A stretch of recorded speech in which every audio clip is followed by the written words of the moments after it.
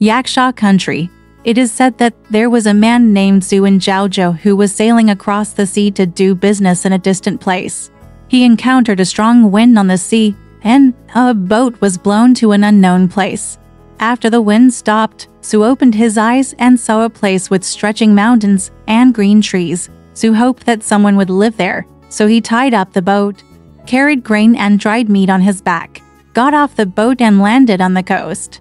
When I first entered the mountain, I saw many cave entrances densely ranged on the cliffs on both sides, like honeycombs, and there were faint sounds of people inside the caves.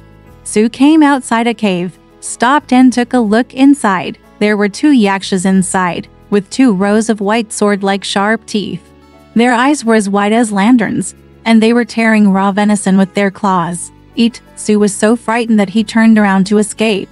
Yaksha had already seen him, drop the dead deer, stretched out his claws, and grabbed him into the hole. The 2 yakshas talked to each other, making sounds like birds and animals, and fought to tear Zhu's clothes, as if they wanted to eat him.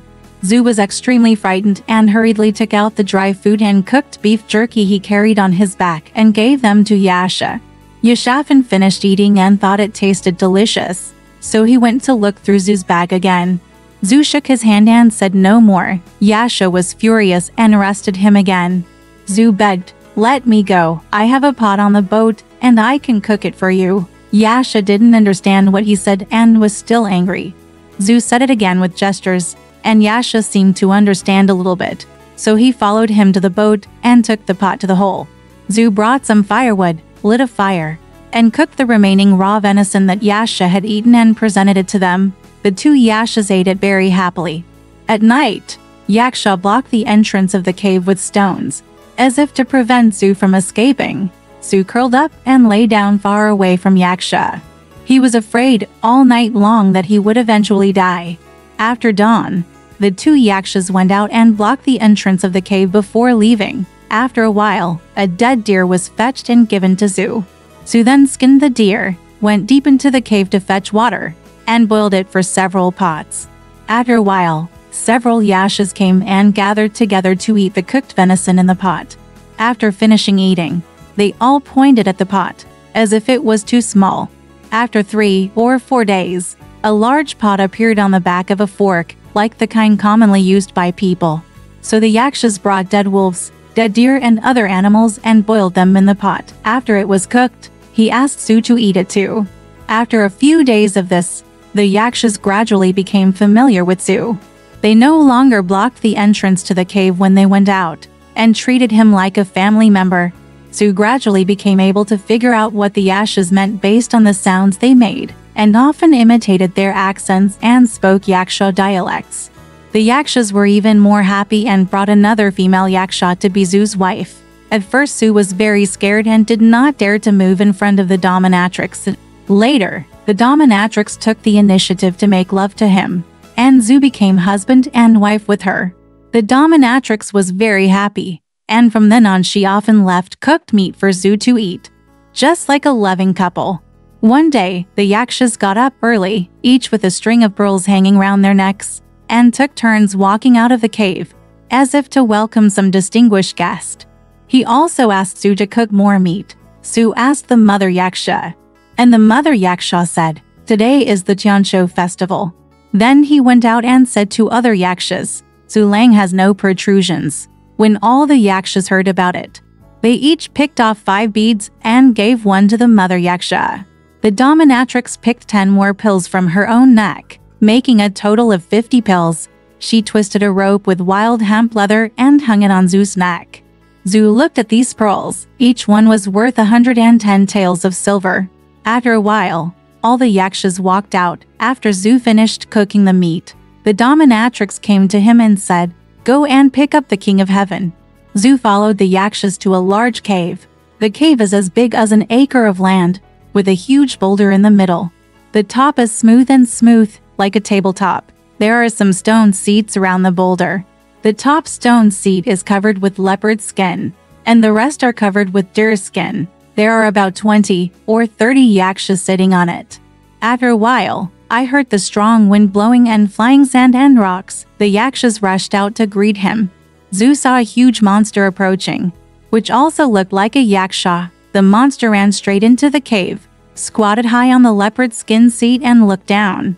All the yakshas entered the cave together and stood in two rows, east and west. They all raised their heads and crossed their arms in a cross shape to salute the big yaksha. The big yaksha nodded and asked, "Are these the ones on Wome Mountain?" All the yakshas agreed in confusion. Da Yaksha saw Zhu and asked, "Where did this come from?" The mother yaksha replied, "He is my husband." Everyone praised Zhu's cooking to Da Yaksha. Immediately, 2 or 3 yakshas ran to get some cooked meat and offered it to the stone table. Da Yaksha tore it with his claws and ate a full meal. He praised the delicious food and ordered that he should be provided with cooked meat on time from now on. Then he looked at Zhu and said, "Why are your bony protrusions so short?" The yakshas replied, "He has just arrived and is not ready yet." Da Yaksha then took off the string of pearls from his neck, took off 10 pearls, and gave them to Zhu. These beads are larger than the tip of a finger and round like projectiles. The dominatrix hurriedly took it, put it on for Zhu and hung it round his neck. Zhu also imitated Yaksha, crossed his arms, and said Yaksha words to express his gratitude. Da Yaksha then left, riding the strong wind as fast as flying, and disappeared in a moment. The yakshas ate the remaining cooked meat and dispersed. More than 4 years later, the dominatrix suddenly gave birth to boys, and 1 girl were born, both human-like and not like their mother. The yakshas loved these 3 children, often teased them together. One day, all the yakshas went out to hunt for food, and only Zhu was left sitting in the cave. Suddenly a dominatrix came from another cave and wanted to have an affair with Zhu. Zhu refused. The dominatrix got angry and threw him to the ground. Just then Zhu's wife came in from outside.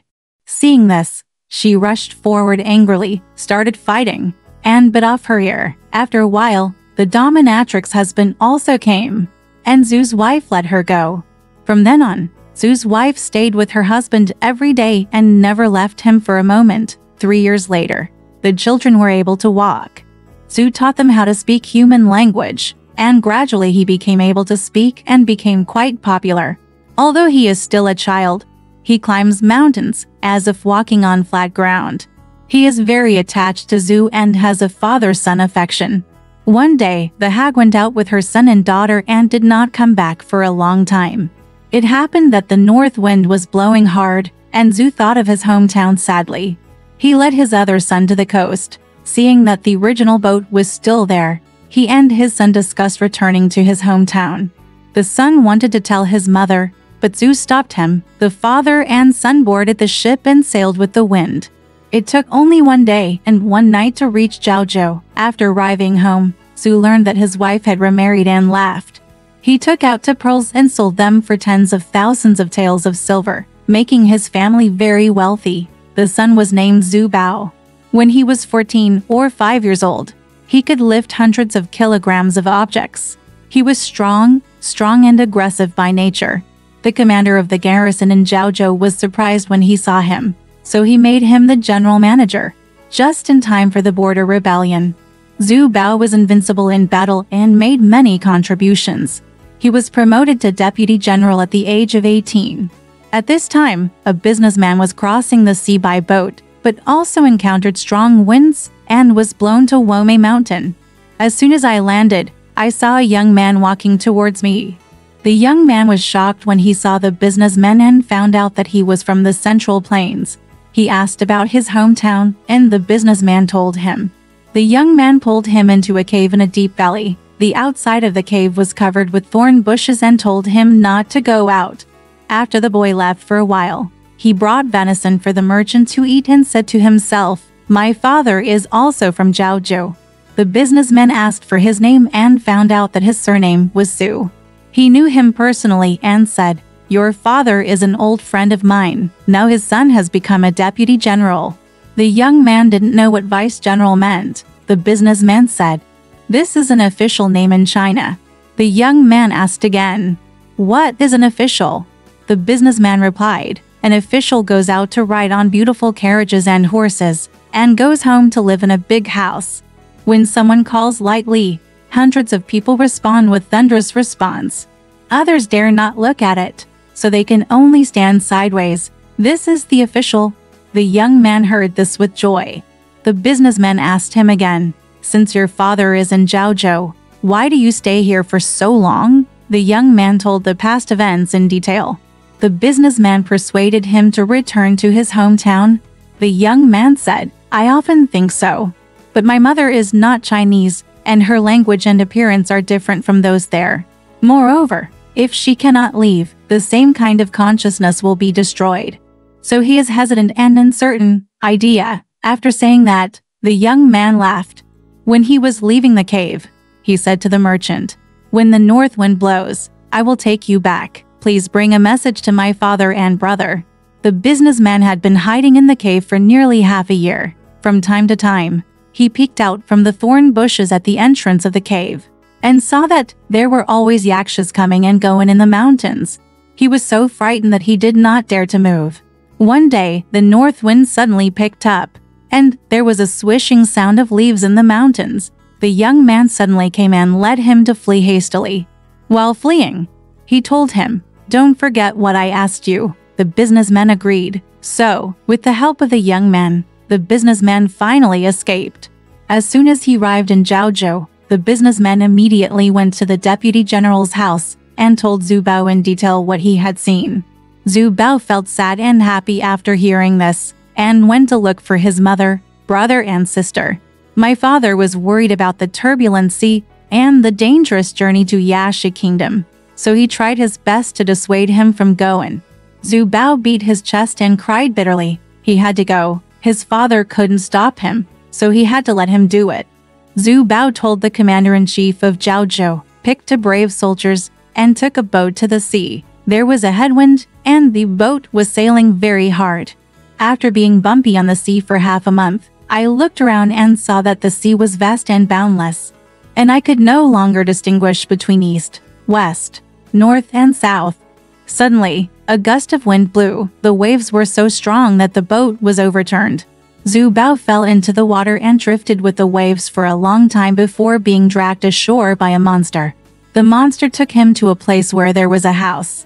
After Zhu Bao woke up, he looked around and saw a monster that looked like a yaksha standing next to him. So he asked in yaksha language.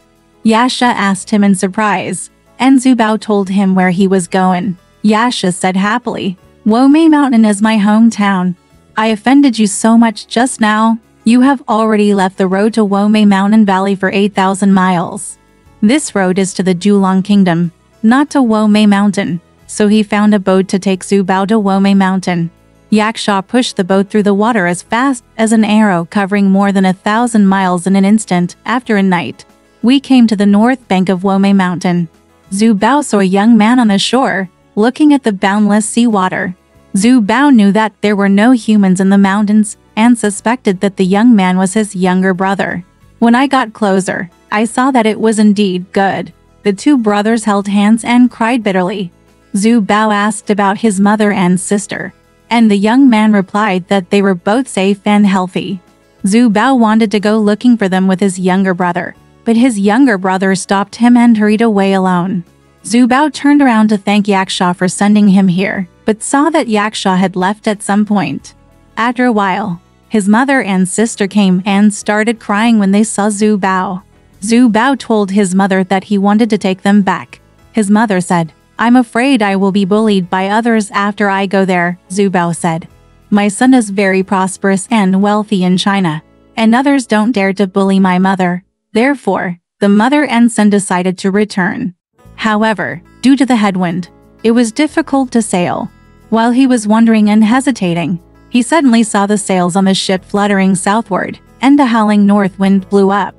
Zhu Bao was overjoyed, said, "God help me." The four of them got on the boat one after another. The north wind was very strong, and it took only 3 days to reach the shore of Jiaozhou. As soon as the four people landed, those who saw them thought they were monsters and ran away in fear. Zhu Bao took off his clothes and let the three of them put them on separately. After returning home, the dominatrix met Zhu and cursed him angrily, hating him for not consulting her when he came back. Zhu quickly apologized. Everyone in the family came to see the mistress. and they were all trembling with fear. Zhu Bao persuaded his mother to learn Chinese and also let her wear brocade clothes and eat fat meat, and the dominatrix became happy. Both the dominatrix and her daughter liked to wear men's clothes. Like the monkeys, after a few months, I gradually became able to speak Chinese. The skin of younger siblings also gradually becomes fairer. The younger brother's name is Zhu Bao, and the younger sister's name is Yer. Both of them are brave and powerful. Zhu Bao was ashamed that he could not read and write, so he asked his younger brother to study. Zhu Bao is very smart. He can understand the history books at a glance, but he didn't want to be a scholar who could only study, so Zhu Bao still asked him to practice drawing a hard bow and riding a fierce horse. As a result, he passed the Wu Jinshi exam and married the daughter of a guerrilla officer. Because of Yer's strange appearance, no one dared to propose marriage to her. It happened that one of Zhu Bao's subordinates named Yuan died and his wife died, so Zhu Bao forced his sister to marry him. Yer can draw a 100-stone bow and shoot birds with arrows from a distance of more than 100 steps, with hundreds of hits. Every time Yuan Xiaobai goes on an expedition, he always takes his wife with him. Later, he was promoted to General Tongxi, and most of his achievements came from his wife. When Zhu Bao was 34 years old, he became the admiral of a province. His mother once followed him on his southern expeditions. Every time he faced a powerful enemy, she always took off her armor and went into battle shirtless, holding a sharp blade to support her son. Anyone who fights with her will be defeated. Later, the emperor wanted to confer the title of baron on her, but Zhu Bao hurriedly refused, explaining that she was his mother, and the emperor changed the title of madam to her. Alright, this story has come to an end.